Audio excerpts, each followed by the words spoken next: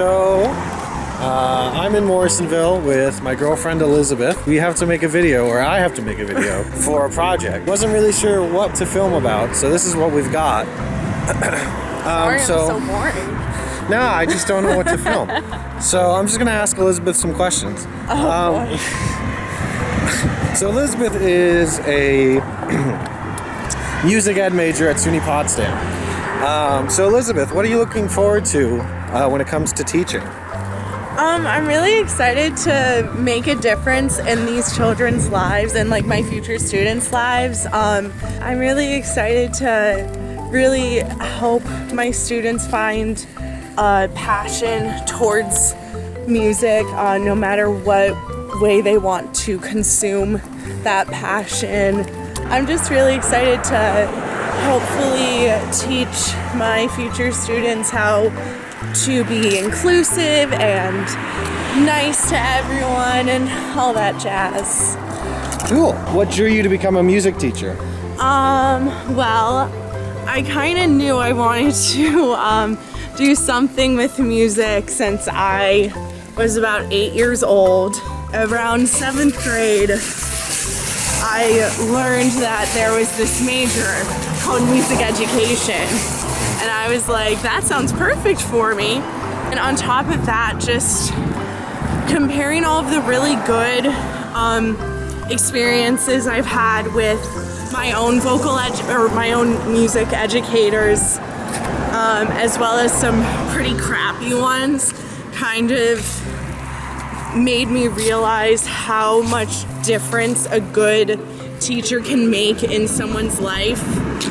And I really hope I can be that good teacher that can make a positive difference. Okay, that's awesome.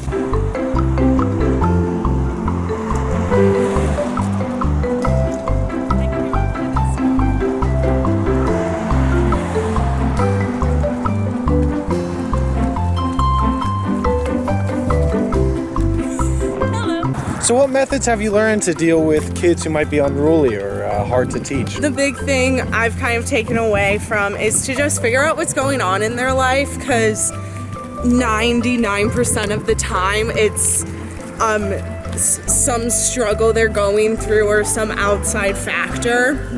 And just learning to be understanding with them and patient. Who was the best teacher you've ever had and why? For me, it was my private voice teacher that I had for, oh my goodness, basically my entire life until I went off to school. I took some sort of music lesson from her. I started off with piano from her, and then I was like, I don't like piano, and I wanted to take voice instead. She literally watched me grow up. She so obviously cared so much about me and would always go the extra mile, not just for me, but for all of her students. She drove to almost every single one of my college auditions.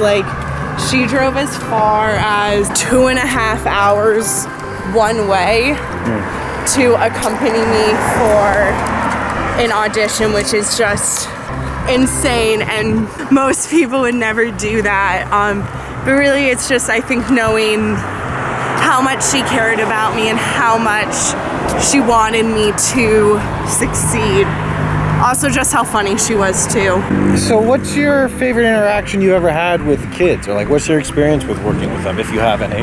I have a decent amount. I have babysat for years. The biggest experience I have working with kids is at a Sleepaway summer camp that I worked at for the past 2 summers. One of them in person, the other one we did a virtual summer camp, so we could try to give our campers a little bit of Adirondack, which is the place that I work. It's really awesome. I got to work with kids as young as 5 and as old as 18. So I'm really grateful the experience that I had working with these different ages and kind of learning how to adapt based on where they were developmentally and their age.